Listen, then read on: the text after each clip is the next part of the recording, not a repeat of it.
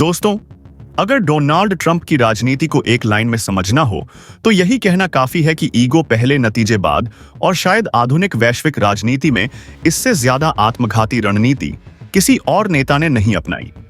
Trump खुद को एक ऐसे ताकतवर राष्ट्रपति के रूप में पेश करते रहे जो अमेरिका की आर्थिक, सैन्य और राजनीतिक शक्ति के दम पर पूरी दुनिया को अपनी शर्तों पर झुका सकता है। लेकिन सच्चाई यह है कि उन्होंने उसी कुल्हाड़ी को इतनी बार अपने ही पैरों पर मारा कि आज उसका दर्द अमेरिका की अर्थव्यवस्था, उसके बाजार और उसका आम नागरिक झेल रहा है। टैरिफ, जिसे ट्रंप ने ताकत का ब्रह्मास्त्र समझा, धीरे धीरे अमेरिका के लिए सबसे भारी बोझ बन गया। ट्रंप का मूल विचार बेहद साधारण और खतरनाक था। अगर कोई देश अमेरिकी लाइन पर नहीं चलता तो उस पर टैरिफ ठोक दो, धमकी दे दो, बाजार बंद कर दो और उसे घुटनों पर आने के लिए मजबूर कर दो। दोस्त हो या दुश्मन, कोई फर्क नहीं। यही कारण था कि चीन के साथ ट्रेड वॉर छिड़ा, यूरोप से रिश्ते बिगड़े और भारत जैसे रणनीतिक साझेदार भी टैरिफ की मार से नहीं बच सके। ट्रंप शायद यह मान बैठे थे कि दुनिया अभी भी 20वीं सदी में जी रही है, जहां अमेरिका अकेला सुपर पावर था और बाकी देशों के पास विकल्प नहीं थे। लेकिन 21वीं सदी की हकीकत बिल्कुल अलग है। आज हर देश के पास विकल्प हैं, नए बाजार, नई साझेदारियां, वैकल्पिक सप्लाई चेन और सबसे अहम आत्मसम्मान। भारत इसका सबसे बड़ा उदाहरण बनकर सामने आया। जब अमेरिका ने भारत पर पहले 25% टैरिफ लगाया और फिर उसे 50% तक बढ़ाने की धमकी दी, यहां तक कि 100% और 500% जैसे बेतुके आंकड़े उछाल दिए गए, तब असली सवाल यह नहीं था कि टैरिफ लगाया गया, बल्कि यह था कि आखिर क्यों लगाया गया। वजह व्यापार से ज्यादा राजनीति थी। अमेरिका चाहता था कि भारत उसकी शर्तों पर ट्रेड डील साइन करे, अपने कृषि और डेयरी सेक्टर को खोले, दवाओं और टेक्नोलॉजी में अमेरिकी कंपनियों को विशेष रियायत दे। लेकिन भारत ने साफ शब्दों में कह दिया कि राष्ट्रीय हितों से कोई समझौता नहीं होगा। इसके साथ ही अमेरिका का दूसरा दबाव था कि भारत रूस से तेल खरीदना बंद करे, ताकि रूस की अर्थव्यवस्था की अब्बासाई कमजोर हो और यूक्रेन युद्ध में उसकी क्षमता घटे। भारत ने यहां भी दो टूक जवाब दिया कि उसकी ऊर्जा सुरक्षा सर्वोपरि है और वह किसी बाहरी दबाव में अपने फैसले नहीं बदलेगा। यहीं पर ट्रंप की ईगो को गहरी चोट लगी। ट्रंप ने इसे व्यक्तिगत अपमान की तरह लिया और भारत को सबक सिखाने के लिए टैरिफ बम फोड़ दिया।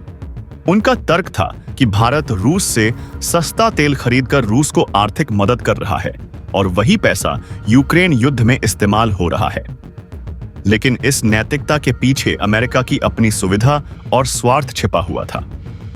अमेरिका चाहता था कि भारत महंगा अमेरिकी या पश्चिमी तेल खरीदे, ताकि उसका अपना ऊर्जा उद्योग और उसके सहयोगी देश फायदे में रहें। भारत ने यह खेल समझ लिया और पीछे हटने से इनकार कर दिया। ट्रंप ने शायद यह कभी सोचा ही नहीं था कि टैरिफ लगाने के बाद अमेरिका के अंदर क्या होगा। नतीजा यह हुआ कि जिन वस्तुओं पर टैरिफ लगाया गया, उनकी कीमतें अमेरिकी बाजार में तेजी से बढ़ने लगी। सप्लाई चेन प्रभावित हुई, आयात महंगा हुआ और कंपनियों ने यह अतिरिक्त बोझ सीधे उपभोक्ताओं पर डाल दिया। आम अमेरिकन नागरिक, जो पहले से ही महंगाई और ब्याज दरों से परेशान था, उसकी जेब पर सीधा असर पड़ा। रोजमर्रा की चीजें महंगी होने लगी। इलेक्ट्रॉनिक्स से लेकर कपड़े, दवाइयों से लेकर कच्चे माल तक हर चीज की कीमत में उछाल आया। सबसे दिलचस्प बात यह थी कि यह महंगाई मांग बढ़ने की वजह से नहीं थी, बल्कि नीतिगत जिद की वजह से थी। यह बात कोई भारत या चीन नहीं कह रहा था, बल्कि खुद अमेरिका के केंद्रीय बैंक फेडरल रिजर्व के चेयरमैन जेरोम पावेल ने सार्वजनिक रूप से स्वीकार किया कि अमेरिका में जो महंगाई देखी जा रही है, उसका बड़ा कारण आयातित सामान पर लगाया गया टैरिफ है। यानी ट्रंप की वही नीति जिसे वे देशभक्ति और राष्ट्रवाद का प्रतीक बताकर बेच रहे थे, असल में अमेरिकी नागरिकों के लिए सबसे बड़ी सजा बन गई। बाजार में अनिश्चितता बढ़ी, निवेशकों का भरोसा डगमगाया और अमेरिकी कंपनियों को यह एहसास होने लगा कि सरकार की जिद उनके मुनाफे को खा रही है। ट्रंप की राजनीति का सबसे बड़ा विरोधाभास यही था कि वह खुद को आम अमेरिकी का मसीहा बताते थे, लेकिन उनकी नीतियों का सबसे बड़ा खामियाजा उसी आम अमेरिकी को भुगतना पड़ा। दूसरी तरफ जिन देशों को दबाने के लिए टैरिफ लगाए गए, उन्होंने विकल्प तलाशने शुरू कर दिए। चीन ने नए बाजार खोजे, यूरोप ने वैकल्पिक सप्लाई चेन पर काम किया और भारत ने आत्मनिर्भरता और बहुपक्षीय व्यापार को और तेजी से आगे बढ़ाया। नतीजा यह हुआ कि अमेरिका धीरे धीरे खुद को ही अलग थलग करने लगा। ट्रंप की राजनीति ने यह साफ कर दिया कि अहंकार के दम पर वैश्विक व्यवस्था नहीं चलाई जा सकती। आज की दुनिया में ताकत सिर्फ सैन्य या आर्थिक नहीं होती, बल्कि भरोसे, साझेदारी और संतुलन की भी होती है। ट्रंप ने जब इन सबको नजरअंदाज किया, तब उन्होंने अनजाने में अमेरिका की साख, उसके बाजार और उसकी अर्थव्यवस्था को कमजोर कर दिया। इतिहास शायद उन्हें उस राष्ट्रपति के रूप में याद रखेगा जिसने दुनिया को डराने की कोशिश में अपने ही देश को महंगाई, आर्थिक कैश से अनिश्चितता और आर्थिक दबाव के दलदल में धकेल दिया। जब किसी देश का केंद्रीय बैंक यह कह दे कि सरकार की नीतियां महंगाई बढ़ा रही हैं, तो समझ लीजिए हालात कितने गंभीर हैं। अमेरिका के बड़े बड़े अर्थशास्त्री, उद्योगपति और बिजनेसमैन खुलकर कहने लगे कि ट्रंप का सबसे बड़ा फ्लॉप फैसला यही टैरिफ नीति थी। दोस्तों और दुश्मनों में फर्क ना करना अमेरिका को भारी पड़ गया। अब इसे एक और एंगल से समझिए। अमेरिका ने भारत पर टैरिफ लगाया। भारत ने शोर नहीं मचाया, भारत ने गुस्से में जवाब नहीं दिया, भारत ने धमकी नहीं दी। भारत ने सिर्फ एक काम किया, विकल्प तैयार कर लिए। भारत ने अपने एक्सपोर्ट के लिए नए बाजार खोजे। चीन, यूरोप, अफ्रीका, मिडिल ईस्ट, हर जगह भारत ने अपने दरवाजे खोल दिए। नतीजा यह हुआ कि जिन देशों को अमेरिका दबाने की कोशिश कर रहा था, वही देश भारत के साथ खड़े हो गए। भारत का माल नए बाजारों में पहुंचने लगा। अमेरिका भारत को देख रहे इनोसाली को शेल करना, बाजारों में काफिका को एहसास हुआ कि भारत को अलग थलग करना इतना आसान नहीं है। उल्टा अमेरिका खुद बैकफुट पर आ गया और इसी बीच भारत में वह मास्टर स्ट्रोक चला जिसने वॉशिंगटन की नींद उड़ा दी। भारत और यूरोपियन यूनियन के बीच mother of honour deal sign up हो गई। 27 देशों का यूरोपियन यूनियन। सोचिए, 27 देश एक साथ भारत के साथ खड़े हो गए, वह भी ऐसे वक्त में जब अमेरिका दबाव बनाने में लगा हुआ था। इस डील का असर सिर्फ कागजों तक सीमित नहीं है। इसका मतलब है कि भारत को यूरोप के बाजारों में सीधी पहुंच मिल गई है। 99% तक टैरिफ खत्म होने की बात हो रही है। भारत का टेक्सटाइल, लेदर, ऑन्टो, फार्मा, आखिर आईटी, हर सेक्टर को फायदा मिलने वाला है और अमेरिका सिर्फ देखता रह गया। अमेरिका के ट्रेड रिप्रेजेंटेटिव तक यह मानने लगे हैं कि इस डील में भारत को ज्यादा फायदा मिला है। यह बात अमेरिका के अंदर से आ रही है। यही वजह है कि ट्रंप प्रशासन अब नरम लुक अपनाने की बात कर रहा है। कभी कहते हैं टैरिफ हटाएंगे, कभी कहते हैं पॉलिसी बदलेंगे। लेकिन सवाल यह है, अब भारत क्यों माने? भारत ने अपने रास्ते चुन लिए हैं। भारत ने दिखा दिया है कि वह किसी एक देश पर निर्भर नहीं है और यही बात अमेरिका को सबसे ज्यादा चुभ रही है, क्योंकि दशकों तक अमेरिका डॉलर और टैरिफ के दम पर दुनिया को कंट्रोल करता रहा। लेकिन अब वही हथियार कुंदे होते दिख रहे हैं। डॉलर की बादशाहत पर भी सवाल उठने लगे हैं। यह बात सुनने में भले अटपटी लगे, लेकिन हालात उसी दिशा में जा रहे हैं जब देश डॉलर के बजाय अपनी स्थानीय मुद्रा में व्यापार करने लगे। जब रुपए में सेटलमेंट बढ़ने लगे तो समझ लीजिए खेल बदल रहा है। जब किसी देश का केंद्रीय बैंक सार्वजनिक रूप से यह कहने लगे कि सरकार की नीतियां महंगाई को हवा दे रही हैं, तो यह सिर्फ एक टेक्निकल टिप्पणी नहीं होती, बल्कि सिस्टम के भीतर बजते खतरे के सायरन जैसा होता है। और अमेरिका के संदर्भ में यह बात इसलिए और ज्यादा गंभीर हो जाती है क्योंकि दशकों तक दुनिया को आर्थिक अनुशासन का पाठ पढ़ाने वाला देश अब खुद अपने ही फैसलों पर कटघरे में खड़ा दिखाई देने लगा है। ट्रंप प्रशासन की टैरिफ नीति को लेकर आज अमेरिका के भीतर जो माहौल है वह अभी अभूतपूर्व है। नोबेल पुरस्कार विजेता, अर्थशास्त्री, फेड के पूर्व अधिकारी, वॉल स्ट्रीट के दिग्गज, सिलिकॉन वैली के उद्योगपति सभी लगभग एक स्वर में यह कह रहे हैं कि अंधाधुंध टैरिफ लगाना रणनीति नहीं बल्कि आत्मघाती कदम था।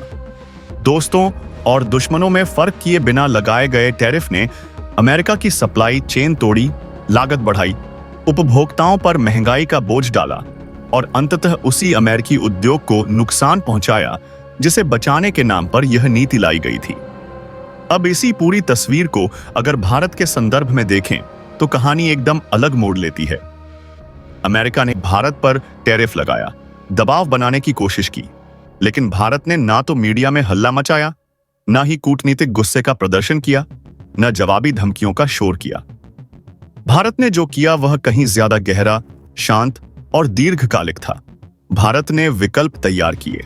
यही वह बिंदु है जहां यह पूरी कहानी महज टैरिफ की नहीं बल्कि रणनीतिक परिपक्वता की बन जाती है। भारत ने यह मान लिया कि अगर कोई देश आपको घेरने की कोशिश कर रहा है तो सबसे समझदारी भरा जवाब यह नहीं कि आप उसी घेरे में खड़े होकर चीखें, बल्कि यह है कि आप नए दरवाजे खोल दें। भारत ने अपने निर्यात के लिए नए बाजार खोजने शुरू किए। चीन के साथ व्यापारिक संतुलन सुधारने की कोशिशें तेज हुईं। यूरोप के साथ लंबे समय से अटकी बातचीत को निर्णायक दिशा मिली। अफ्रीका में भारत ने खुद को सिर्फ एक ट्रेड पार्टनर नहीं बल्कि विकास सहयोगी के रूप में पेश किया। मिडिल ईस्ट के साथ एनर्जी और इंफ्रास्ट्रक्चर के साथ साथ मैन्युफैक्चरिंग और टेक्नोलॉजी में साझेदारी को नई ऊंचाई दी। नतीजा यह हुआ कि जिन देशों को अमेरिका अपने टैरिफ हथियार से दबाने की कोशिश कर रहा था, वही देश भारत के साथ ज्यादा मजबूती से खड़े होते चले गए।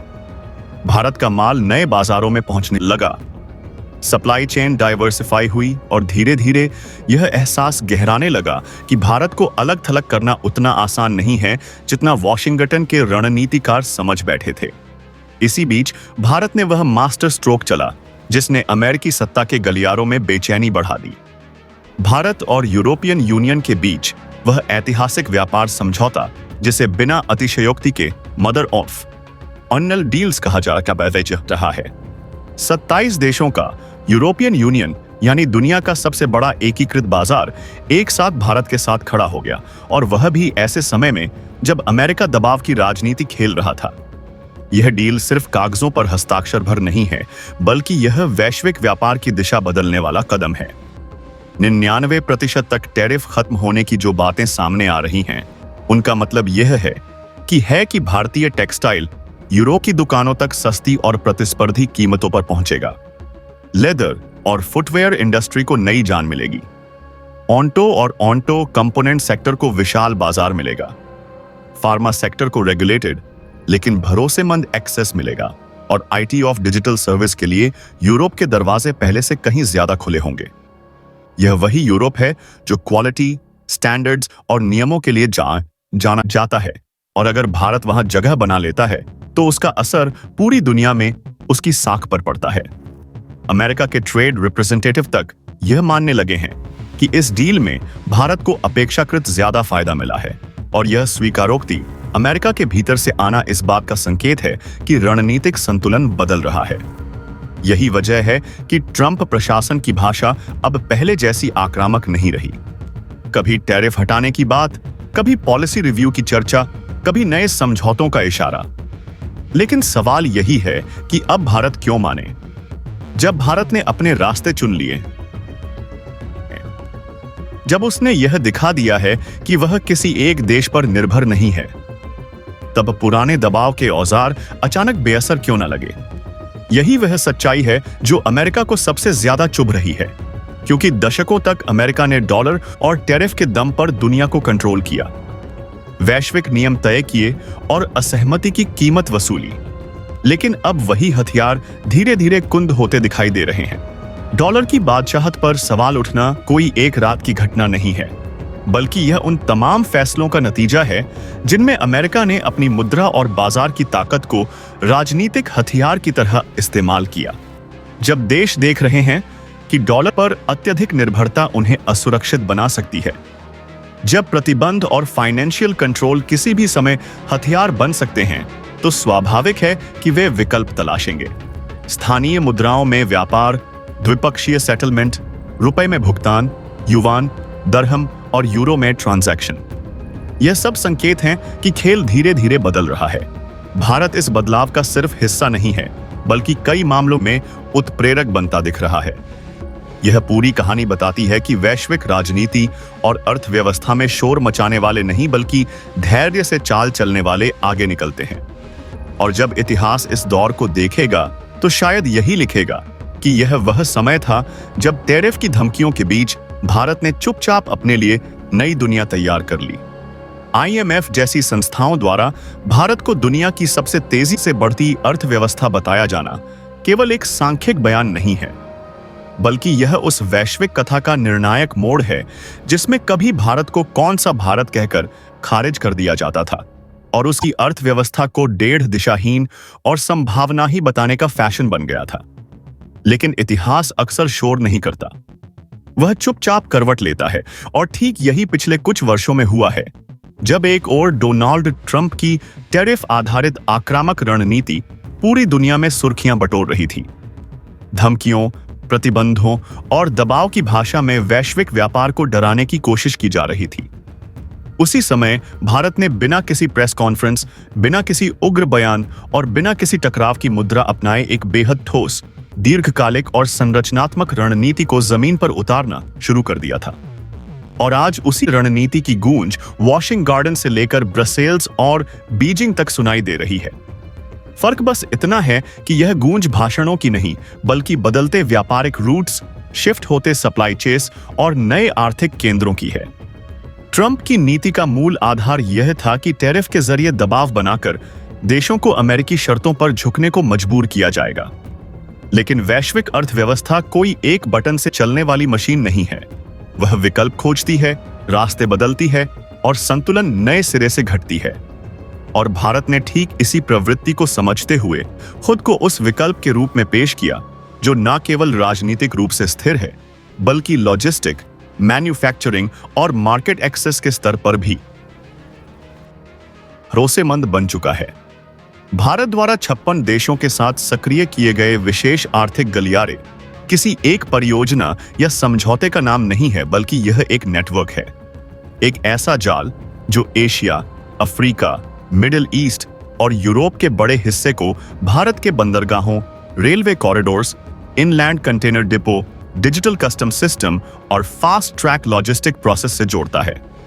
पहले जो योजनाएं फाइलों और प्रेजेंटेशन स्लाइड्स तक सीमित रहती थी, वे अब जहाजों की आवाजाही, ऑसिस कंटेनरों की रफ्तार और ट्रकों की निरंतर आवाज में बदल चुकी हैं।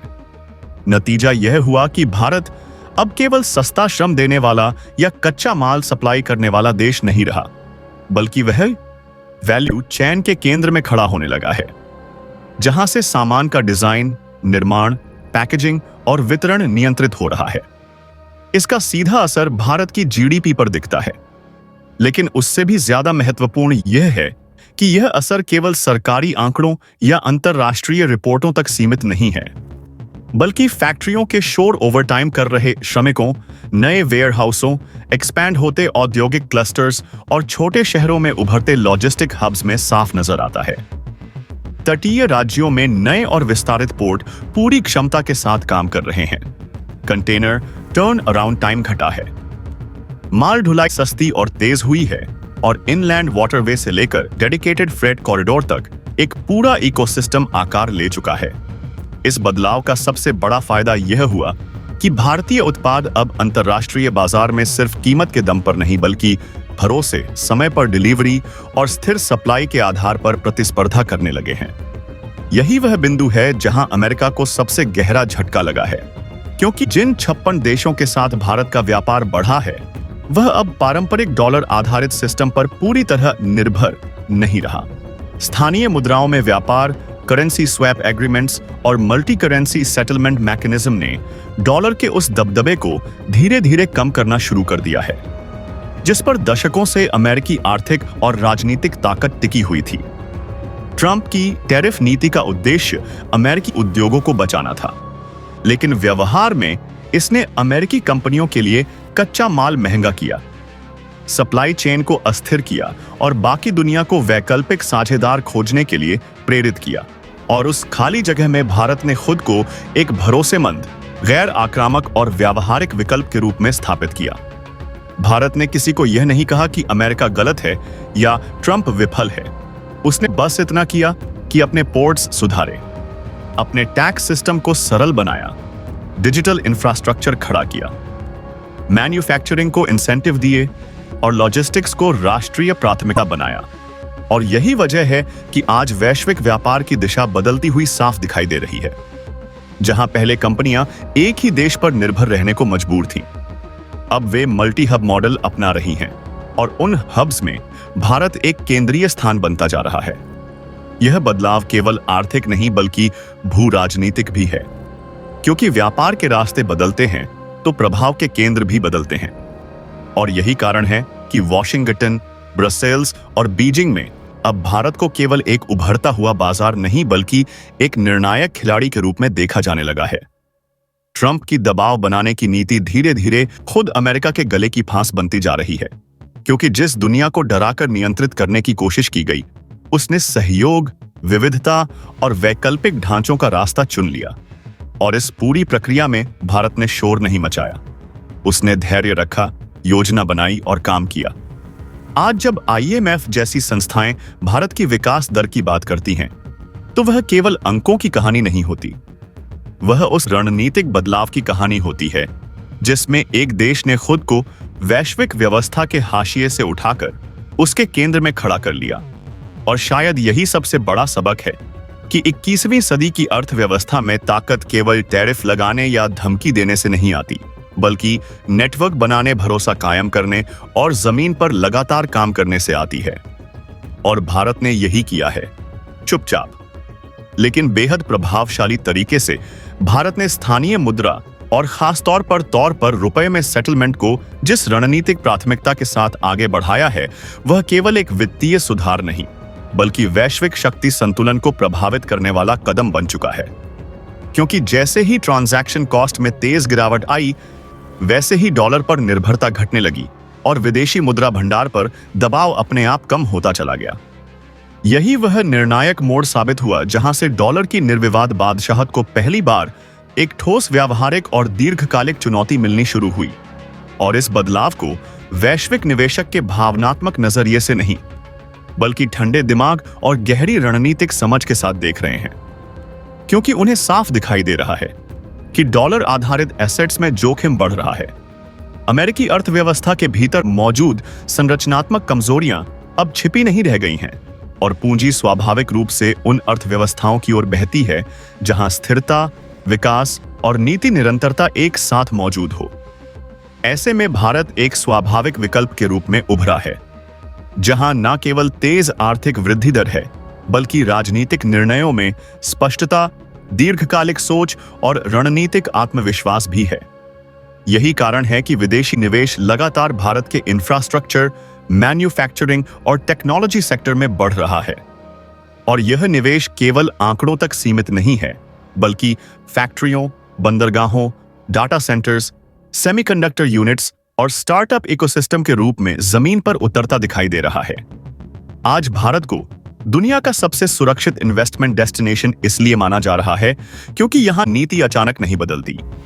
सरकारें बाजार को दुश्मन नहीं बल्कि भागीदार मानती हैं और रणनीतिक सेक्टर्स में आत्मनिर्भरता के साथ साथ वैश्विक सहयोग को संतुलित तरीके से आगे बढ़ाया जा रहा है। इसके ठीक उलट अमेरिका की तस्वीर धीरे धीरे धुंधली होती जा रही है, जहां महंगाई का दबाव आम उपभोक्ता की कमर तोड़ रहा है। ब्याज दरें ऊंची होने से निवेश और खपत दोनों पर असर पड़ रहा है।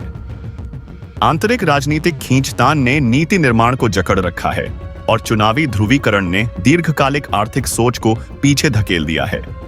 ऐसे माहौल में निवेशक असहज महसूस कर रहे हैं क्योंकि उन्हें यह डर सताने लगा है कि अमेरिका अब उतना अनुमानित और भरोसेमंद नहीं रहा जितना वह दशकों तक रहा था। यही वजह है कि पूंजी का प्रवाह धीरे धीरे लेकिन लगातार अमेरिका से निकलकर भारत जैसी उभरती लेकिन स्थिर अर्थव्यवस्थाओं की ओर शिफ्ट हो रहा है।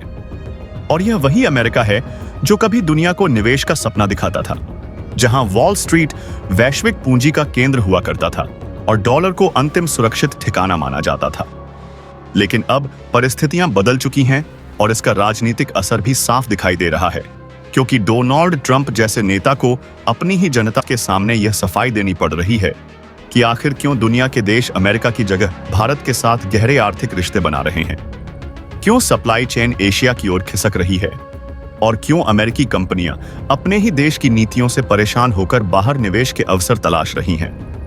टैरिफ और प्रतिबंधों की नीति जो कभी अमेरिका की सबसे बड़ी ताकत मानी जाती थी और जिससे वह देशों को अपनी शर्तों पर चलने के लिए मजबूर करता था, आज वही नीति उसके लिए बोझ बनती जा रही है, क्योंकि अत्यधिक प्रतिबंधों ने डॉलर को राजनीतिक हथियार बना दिया है और दुनिया अब उस हथियार से दूरी बनाना चाहती है।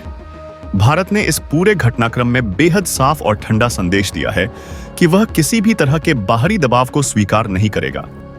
भारत ने यह भी दिखा दिया है कि अगर उसके खिलाफ टैरिफ या प्रतिबंधों का इस्तेमाल किया गया तो वह केवल विरोध दर्ज कराने तक सीमित नहीं रहेगा, बल्कि रणनीतिक और संतुलित जवाब देने में भी पीछे नहीं हटेगा।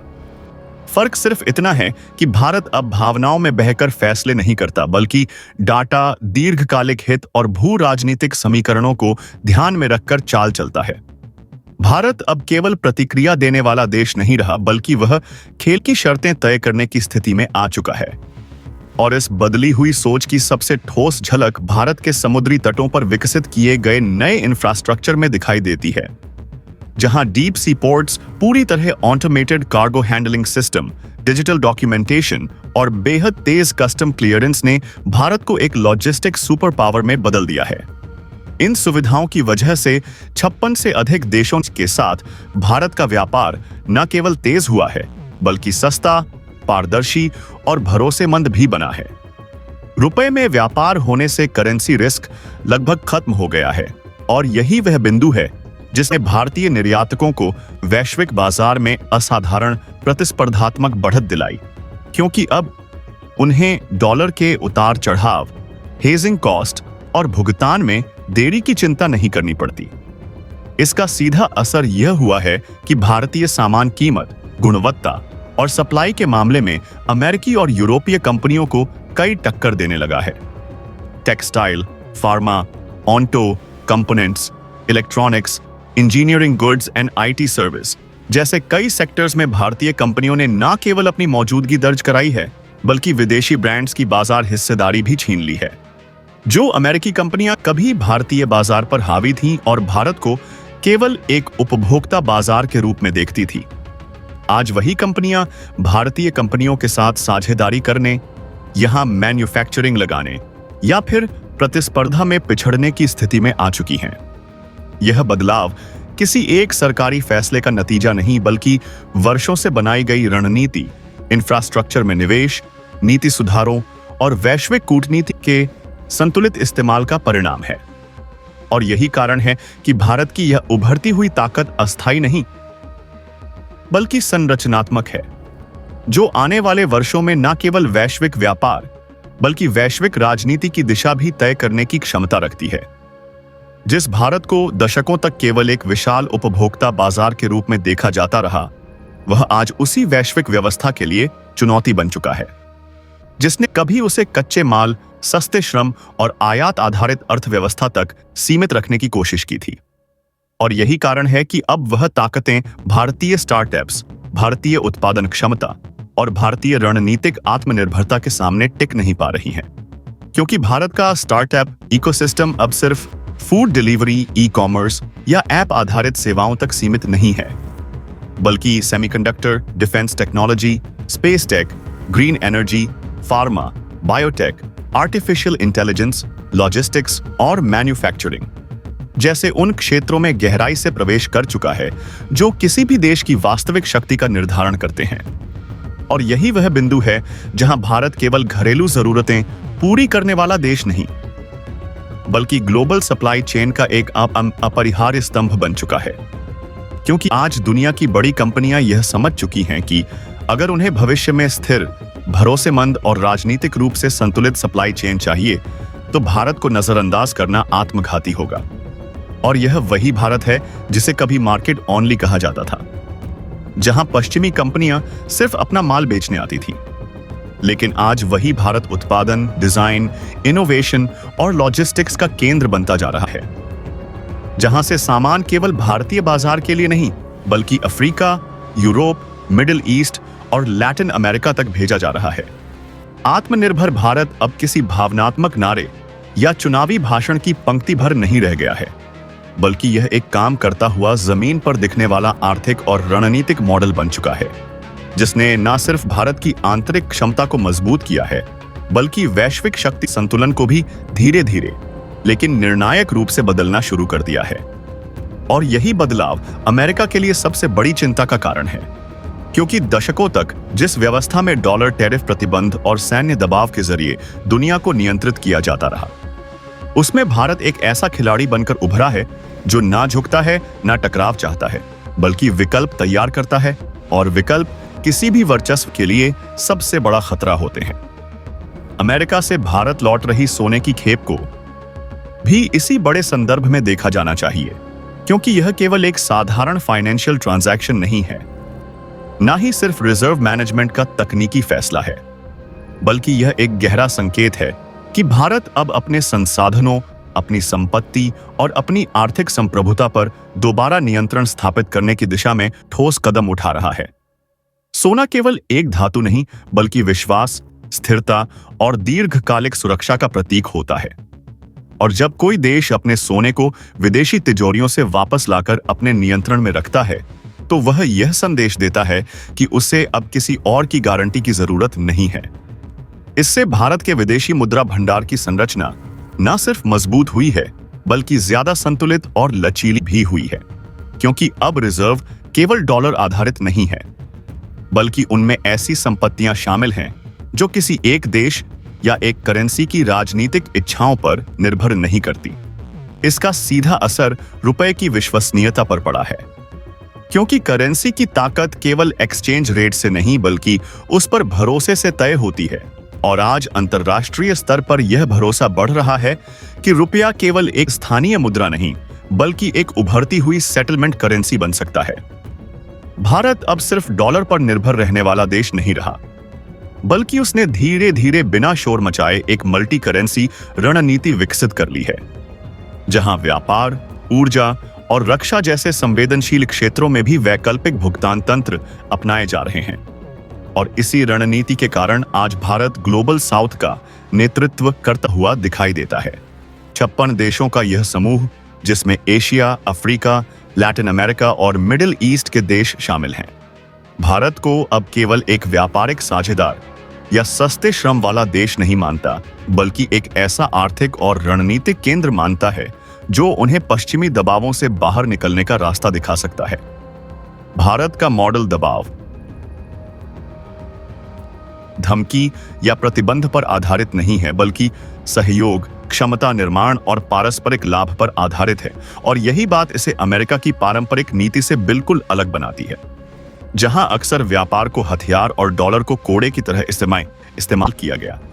अमेरिका की टैरिफ नीति, जिसके जरिए वह भारत को झुकाने, उसकी नीतियों को प्रभावित करने और उसे अपनी शर्तों पर खेलने के लिए मजबूर करना चाहता था, अब धीरे धीरे उसी के लिए नुकसानदेह साबित हो रही है, क्योंकि भारत ने समय रहते यह समझ लिया था कि किसी एक बाजार या एक देश पर अत्यधिक निर्भरता रणनीतिक आत्महत्या के समान है।